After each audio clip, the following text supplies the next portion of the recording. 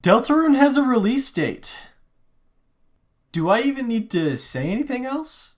I think we're good. I think that's everything. Yeah, we're good here. End of video. Okay, but being serious, I'm so excited. I know my voice isn't really showing it, but I think I'm still in a state of shock a little bit. I've been waiting so long for this, and it's here and real. Well, it's not here yet, but it's real. It has a release date. There's a countdown on the website. I will try to pull myself together, though, and give you all my thoughts on this new trailer.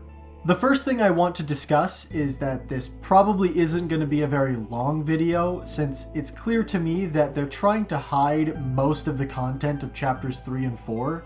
This makes sense given how story-heavy Deltarune is, but it also means that we're missing a lot of information that could give us more context on these scenes, so it's really hard to come to any definitive conclusions or make any theories. Another complicating factor is that there's a couple scenes that I'm not sure how literally we're supposed to be taking them. It throws a lot of ambiguity in the mix, and I'll discuss those scenes when we get to them, which is actually right now, because one of the scenes that is ambiguous is the very first scene we get. I'm not talking about the scene with the annoying dog suit. We're gonna skip over that. I don't think it's relevant to the lore. Probably. So we see Chris walk in, help Susie up, we see Ralsei join them, and then they walk into Castletown with all our friends that we know and love. But the ambiguity kicks in with Ralsei wearing his hat.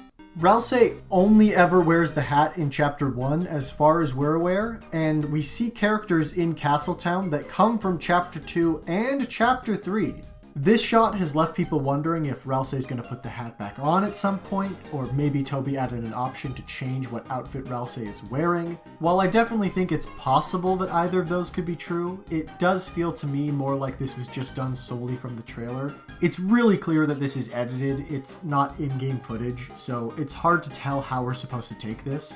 I know a lot of people really like Ralsei's design with the hat on and prefer it to the hatless design, so I can definitely understand wanting a toggle between the two.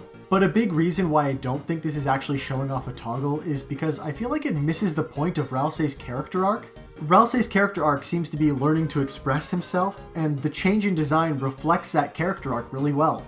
Okay, I'm starting to realize this is kind of a long tangent for something pretty insignificant at the end of the day, so let's get on to the exciting stuff. So we start off with a bit of footage of Chapter 1 and 2, of course, but then we get to see some new things from Chapter 3, and we also finally get some footage from Chapter 4. Let's start with the Chapter 3 stuff, since honestly, most of this was already revealed. We already knew about these enemies, called the Shadow Men, and we already knew about this, what I presume is an act you can perform in their battle. We saw them during the Spamton sweepstakes, although we can see that this battle has changed a lot. There's ammo now and also a timer. These new elements look really cool. It definitely looks a lot more interesting than what we first saw. Then we get a really brief shot of this very weird new minigame. In the newsletter, Toby mentioned that there's a special room that takes advantage of the dual mouse controllers that the Nintendo Switch 2 has. Based on how the gameplay here looks, I'm gonna assume that this is what he's talking about. People have also pointed out the pink and yellow color scheme going on here, which is the same as Spamton's eyes. People think it might also be Image Friend, which is a whole other rabbit hole that I don't want to get into right now. In short, there's a lot of debate going on about the potential lore relevance of this. I know this is going to be a boring answer, and I'm sorry in advance, but I really struggle to see why a random minigame that was thrown in to take advantage of the Switch 2's features would have lore significance. Now, Toby has said that this minigame will be in all versions of the game, just with different controls, and people have tried to take that as a sign that it is important, but to me, I really struggle to see how a minigame like this is going to fit into the larger mysteries people are trying to solve. Right after that minigame, though, we do get something new that I'm also fairly certain is from Chapter 3. Now, this might look just like some new minigame, but there's actually a lot going on in this scene. So let's get the obvious out of the way first. It looks like this is a rhythm minigame. Ralsei is singing, Chris is on guitar, and Susie is going absolutely ham on the drums, missing every single note. We've also got a popularity meter, I think. I'm not quite sure if it's actually tracking your score or if it's just there for visual sake. Then we've got this text in the background here. It's hard to make out what it says because it's partially blocked by the minigame's UI. But it looks like it might say Lightner's Live. It seems like this minigame is some sort of live performance that's being put on by the main antagonist of Chapter 3. Speaking of, I think we've had the name and the design for this character revealed to us already. The Spamton sweepstakes reference a character named Tenna, and in a Go Nintendo article we see screenshots of the game. In these screenshots, we can see the border artwork, which shows up in the console versions of the game, and in this border artwork we see the design of a new character. Now I might be going on a little bit of a limb here, but I'm gonna guess the character that looks like a TV with antenna is called Tenna. Also, my most sincere apologies to anyone who wanted Tenna to be a large lad. It appears we have another twink on our hands. A moment of silence, please, for all the people who wanted another beefy boy. Putting that aside and getting back to the trailer, I think this ties into a theory I've had that I might make a video about later, depending on how the new chapters go. Now, I'm pretty sure I'm not the first person to notice this, but something that seems to pop up again is the idea of the will of the fountains being shaped by the will of the person who creates them. Considering how Chris seems to really enjoy music and how this fountain is pretty unambiguously created by Chris, I wonder if this is sort of reinforcing that. This concept has a lot of interesting potential, and it could give us some more hints as to who the knight is, given any discrepancies between the different Dark Worlds.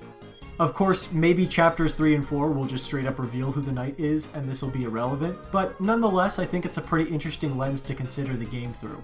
There isn't too much left to say about this scene, aside from the fact that Ralsei has what looks to be a mohawk, and that is adorable. But aside from that, I can't really find anything else in this scene, so we're going to move on to the chapter 4 footage. We really do not get a lot to work with here, and it's clear that Toby is trying to keep Chapter 4 much more hidden than Chapter 3. This kind of gives me the feeling that something is going down in Chapter 4. As for what's in the footage, we see Chris and Susie climbing along some cliffs while broken glass rains around them. The scene's incredibly short, so it's really hard to identify what's even happening. From what we can see though, the broken glass looks to be stained glass, which indicates that Chapter 4 is probably in the church. I'm gonna admit I was pretty caught off guard by this, given in one of the newsletters, a teaser for Chapter 4 we got was Noelle surrounded by a bunch of presents. I took that as a hint that the next chapter would be taking place in Noelle's house. And I guess we still could visit in the light world, but that seems a lot less likely now. Another thing I noticed is how different Chris and Susie's color palette is here. I'm not really an artist, so I don't know what the term is, but it seems like the colors have been dampened or muted a bit. It's almost as if they're in a really dark place, or the lighting of wherever they're in has been changed or altered somehow. I'm not really sure what to do with this, but I think it's worth noting how visually different Chapter 4 seems to be. Then we get a bit more footage of Chapter 1 and Chapter 2, and then we see a 3D rendering of Tenna and some footage of Chris and Susie running away from these weird shadow blobs in Chapter 4. I'm not even sure what to say about the 3D TV. It's really weird to the point where it could easily be in-game footage, but also so weird that I struggle to see how it would fit in, but I guess we're gonna find out. As for the Chapter 4 scene, this looks to be pretty intense.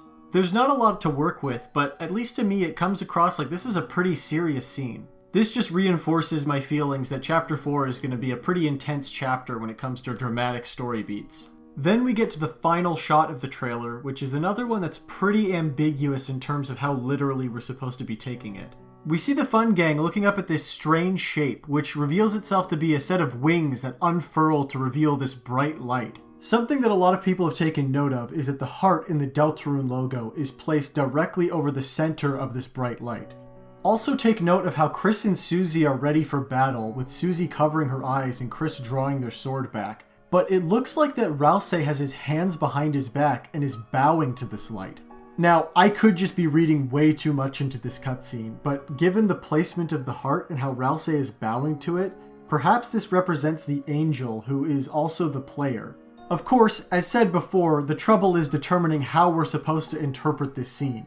Maybe this animation is depicting an event that will actually occur in-game, or maybe it's just symbolic. We don't really have a way to know for certain. And even if it is an event that will occur in-game at some point, we have no way of knowing what it actually means because we have no context for this. Now, I think it's pretty clear that this is supposed to depict the angel, given the whole, angelic wings unfurling around a bright light. But it's kind of hard to say what the angel even is. I think I'm going to get some pushback to that statement, but even still, the only references we have to it are pretty vague.